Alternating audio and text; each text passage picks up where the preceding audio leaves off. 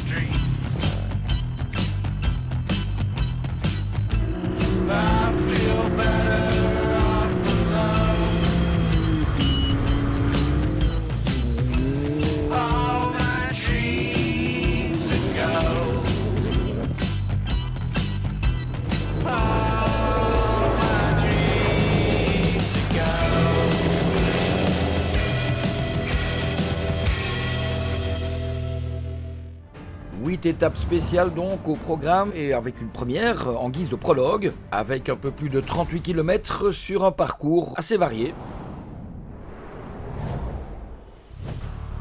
Et c'est parti avec pour commencer la catégorie des motos.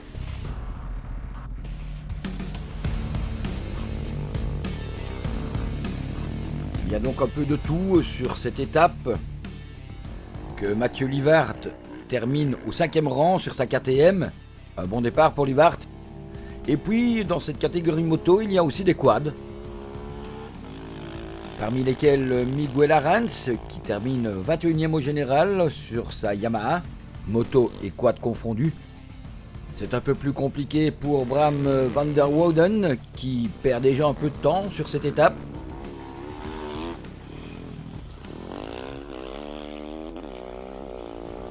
Devant, Lorenzo Santolino sur sa Sherco et Paul Tarès compte bien entendu parmi les favoris. Ils sont tous les deux précédés de Sir Rodney Fagotter sur sa Yamaha Ténéré, qui terminera deuxième de ce prologue. Une belle entrée en matière et on le retrouve à l'interview. C'est un nouveau rallye, une nouvelle moto et on débute avec un deuxième temps au prologue et j'en suis très satisfait. Ça se passe bien, je peux pas en demander plus. J'ai eu un peu de poussière parce que je suis parti en queue de peloton, mais tout se passe bien. Fagotter seulement précédé par Rui Gonçalves sur sa Sherco 450 SEF. Le Portugais précède un peu plus de 3 minutes tous ses poursuivants. Et voici le résultat de cette première étape, ce prologue, avec Rui Gonçalves qui précède Rodney Fagotter et Paul Tarès.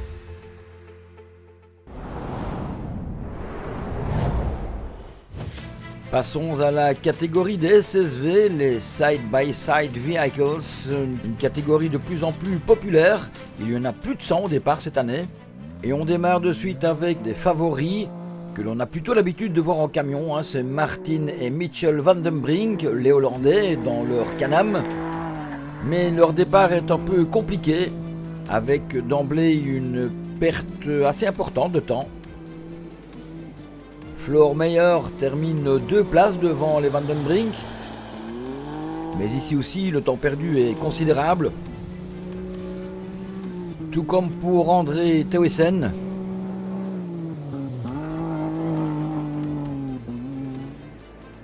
Il y avait pas mal de navigation sur la fin de l'étape et c'est là que plusieurs pilotes ont concédé pas mal de temps.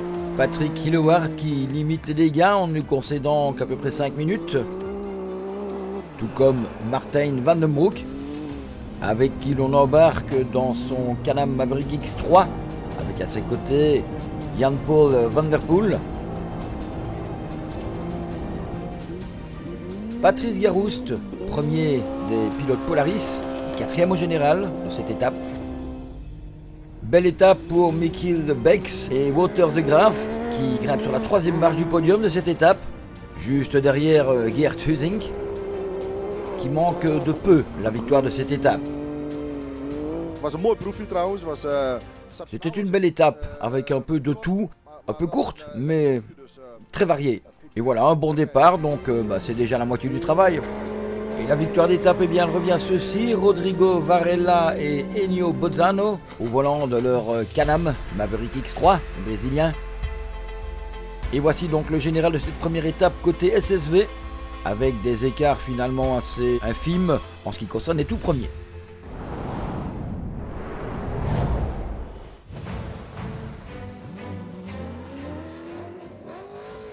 Nous abordons maintenant la catégorie des voitures avec Skulderman et Salomons sur leur Mitsubishi ASX2 et le duo hollandais peut être satisfait de ce bon début de rallye.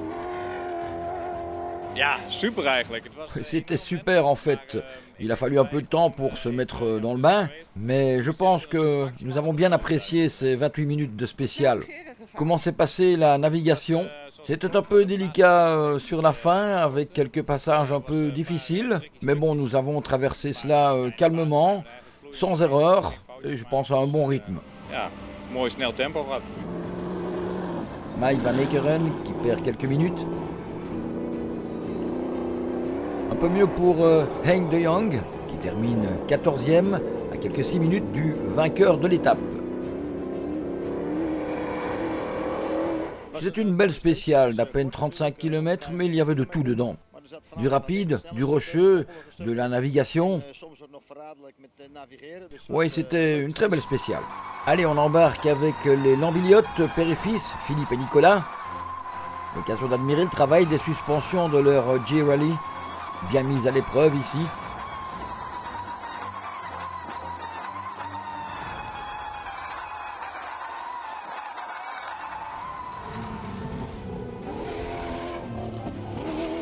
On embarque dans une autre voiture avec un autre duo père et fils, la famille Imscott, Erwin et Olivier, qui réalisent un bon temps ici, un 7e temps en fait, pour la MD Optimus, à 4 minutes 26 de vainqueur. Et ils sont précédés par cet équipage, Lionel et Lucy Boat, à bord de cette très belle et très musicale Century V8, Voici Jérôme Pélichet, avec à ses côtés Pascal Larocque sur une autre MD Optimus. Il termine juste derrière Guy Housset et Lionel Costes. Et une autre MD Optimus, un autre équipage français aussi, Simon Witz et Frédéric Lefebvre, qui termine deuxième de cette étape, à 30 secondes du vainqueur.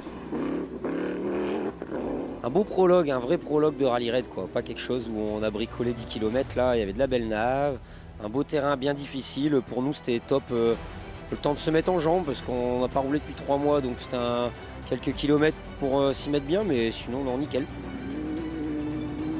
Et c'est aussi un équipage français qui remporte l'étape avec Mathieu Saradori et Loïc Milaudier sur une Century CR6T.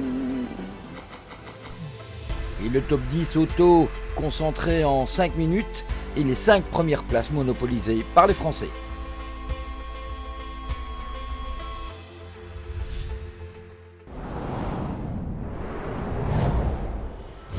Et on passe à la 4e et dernière catégorie, celle des camions, toujours spectaculaire, hein, surtout quand on a au volant un pilote de la trempe de Janus van Kasteren sur cet Iveco. Nous avons bien roulé, nous n'avons pas commis d'erreur. En navigation, on a un petit peu peut-être dévié, mais nous n'avons pas perdu de temps.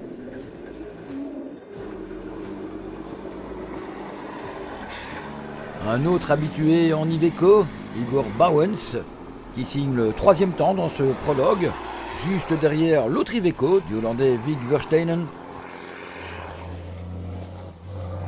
Du côté de DAF, la famille Jans s'affronte avec Lars, le fils, qui précède de peu Fons, son père. C'est une très belle spéciale avec quelques rochers, quelques pierres, ce que nous avions aussi l'année dernière. C'est d'emblée un parcours hyper sympa, avec un peu de vitesse. Dès le départ, nous étions à 140 et nous sommes restés ainsi jusqu'à la fin. Après cette petite image embarquée avec Lars Jans, on passe à Gianandrea Pellegrinelli sur Iveco, 10e temps de ce prologue.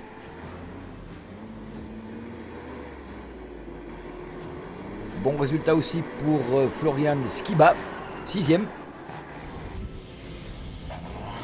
Humbert Timmermans qui termine 4e avec ce DAF ex-Dakar, premier non-Iveco du classement camion. Et on parcourt le classement général de ce prologue avec, on le voit pour ce Marocco Desert Challenge 2023, une présence massive des camions italiens Iveco.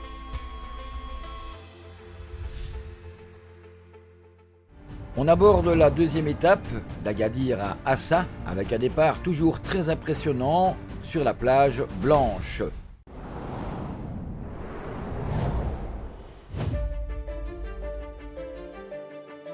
Et les choses sérieuses débutent avec plus de 350 km au programme, à commencer par 25 km en ligne sur la plage blanche.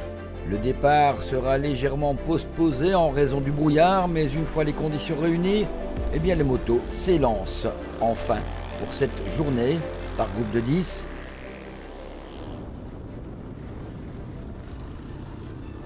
Ce qui a pour conséquence que généralement, eh bien, les pilotes se suivent. Ils ne parviennent pas à creuser de véritables écarts. Et notamment les cadors de la catégorie qui ont plutôt tendance à s'observer.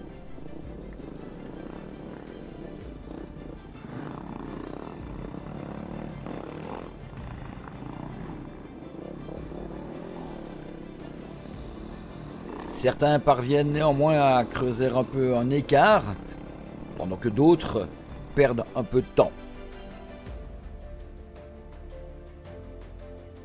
À l'arrivée, Salvador Vargas, 6e de cette étape. My day was really good. Oui, la journée s'est vraiment bien passée. En fait, c'est mon premier grand rallye et j'attends ça depuis vraiment longtemps et j'en suis très heureux. Dans la deuxième partie de la journée, j'ai pu rouler seul. J'ai pu faire de la navigation aussi, donc c'était vraiment bien. Paul Tarès, 4e de l'étape, qui nous confie que c'était chouette, que la dernière partie d'étape était rapide, peut-être un peu dangereuse, mais bon, ça fait partie du rallye. Et il se dit quand même satisfait, l'Espagnol. Le 117, Rui Gonçalves, deuxième de l'étape. Ouais, c'était bon, c'était très agréable d'avoir le départ sur la plage tous ensemble. Puis je me suis installé dans mon rythme en essayant d'éviter de faire des erreurs et je termine deuxième. C'était une longue étape, il faisait aussi assez chaud. Mais bon, je me sentais bien. Et voici le vainqueur de l'étape, Lorenzo Santolino. On a roulé un peu en groupe jusqu'à CP1, km 60. Après, je suis mis un peu de rythme. Je suis parti tout seul. Oui, il a parti arrière moi. Et bon, jusqu'à la fin, je suis tout le temps à ouvrir la piste. C'est une journée qui est un peu difficile, peut faire du temps. Mais bon, c'est la première étape et c'est encore un course très long. Victoire d'étape donc pour Lorenzo Santolino, l'Espagnol, devant Rui Gonçalves et Rodney Fagoter. Paul Tarès n'est pas très loin.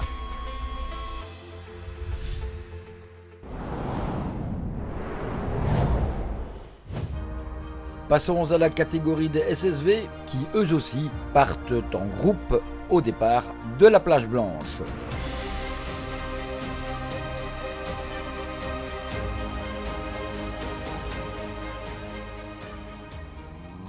Une spéciale pas nécessairement évidente pour ces véhicules. Après les 25 km de plage, on entre dans une sorte de canyon, un wed qui suit des pistes rocheuses et où il convient d'éviter la crevaison qui peuvent engendrer des pertes de temps importantes.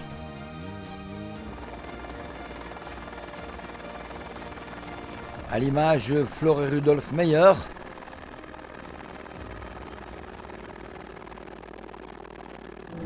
Toujours impressionnante à ces images, on perçoit bien la difficulté qu'ont les équipages au moment de vouloir dépasser. Il faut vraiment être sûr que l'autre voiture vous a vu.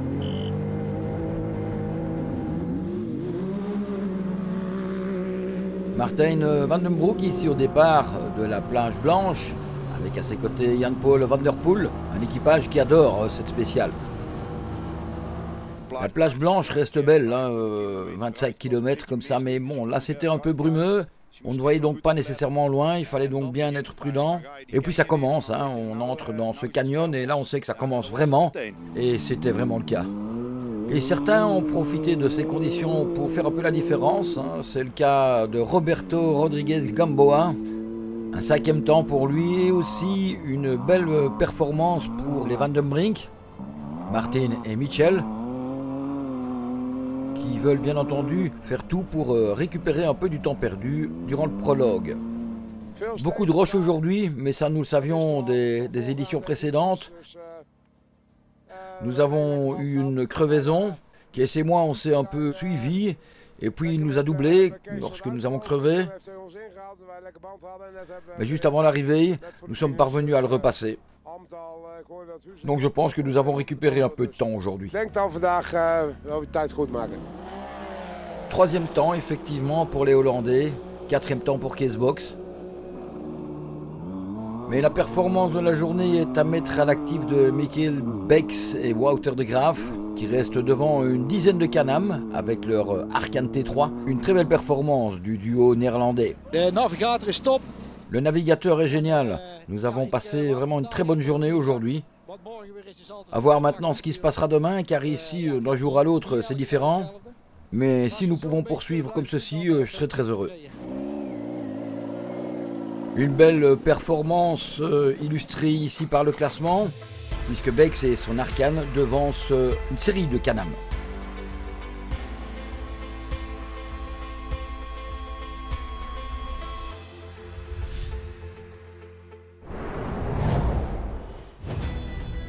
Deuxième étape toujours, catégorie auto cette fois, avec un départ également sur la plage blanche.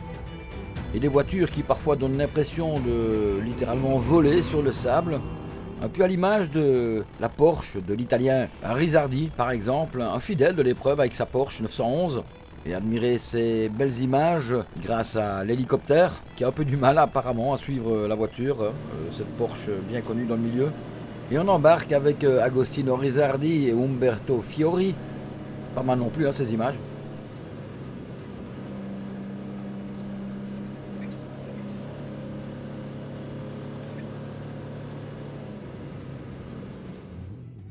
Étape un peu plus compliquée pour Jan de Vos et David Janssen, son 49e.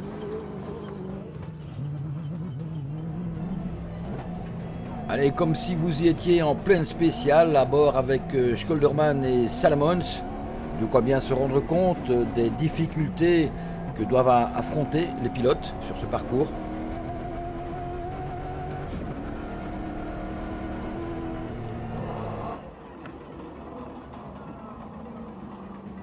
Bonne étape en revanche pour Vincent Thijs et Tom Deleu qui ramènent leur Toyota Hilux Overdrive dans le top 20. Une vue un peu particulière de l'habitacle avec une concentration maximale pour l'équipage.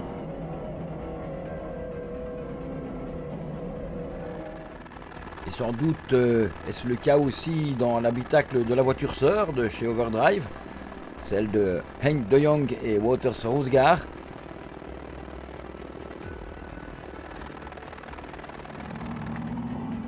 Le Belge Guillaume Dumaret qui se rattrape un peu du prologue puisqu'il avait mis à cette occasion son MD Optimus sur le toit. Et on l'écoute. Le prologue d'hier n'était pas facile, nous avons mis la voiture sur le toit, on ne peut pas dire que c'était un début de rêve. Mais aujourd'hui c'était un autre jour, avec une étape très longue, des paysages vraiment variés. Et je viens d'apprendre que nous terminons 8e, donc je suis très content.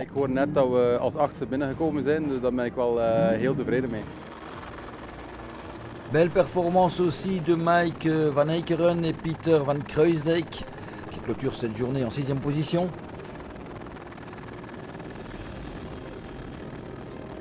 Juste derrière, Erwin et Olivier Imscoot, père et fils, qui nous emmènent dans leur MD Optimus.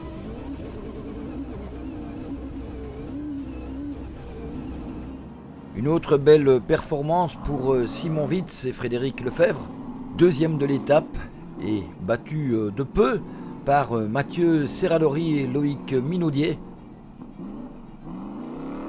sur leur Century CR6T, les Français. Et comme on le voit ici, ils se sont un peu suivis durant la journée.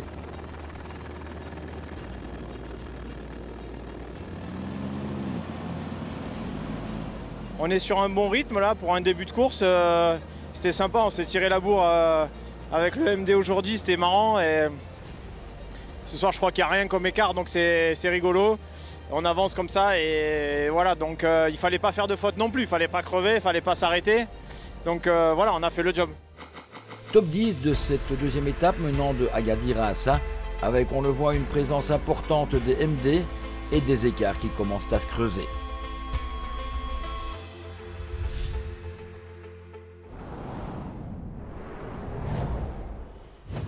Et il nous reste un départ sur cette plage blanche, celui des camions, sans doute pas le moins impressionnant.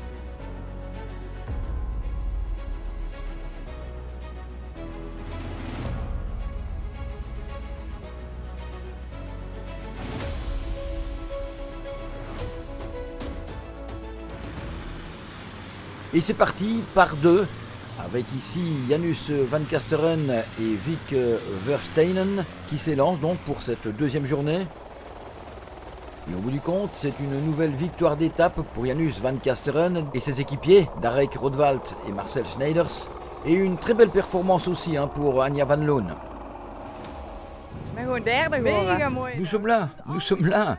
Parmi tous ces hommes, nous terminons en 2e position, mais comment est-ce possible ? C'est juste incroyable.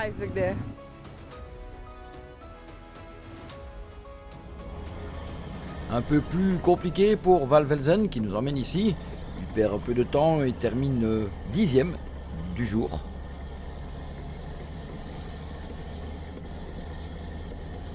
Igor Bowens était lui aussi en passe de signer une belle prestation, mais à quelques kilomètres de l'arrivée, il subissait une crevaison qui lui coûtait une 20aine de minutes.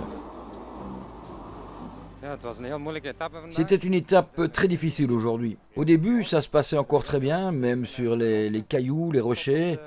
Tout s'est bien passé jusqu'au point de contrôle. Mais à 5 km de l'arrivée, j'ai eu une crevaison.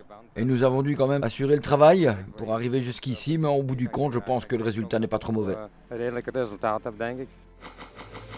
Au classement de la journée, Bowens est donc 3e, Van Kasteren 1er, loin devant tout le monde. A noter aussi donc cette belle 2e place de Van Loon.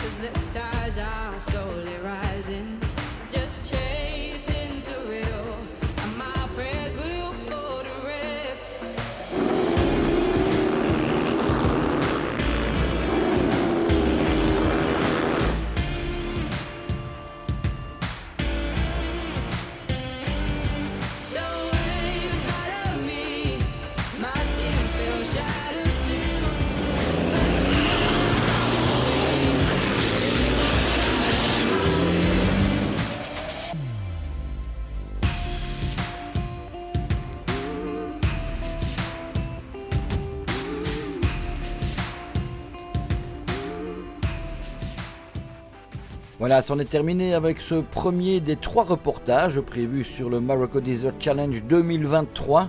Avec le 2e épisode, nous serons sur les étapes 3, 4 et 5 avec, comme vous pouvez le voir, beaucoup de dunes. Spectacle en perspective. À très bientôt.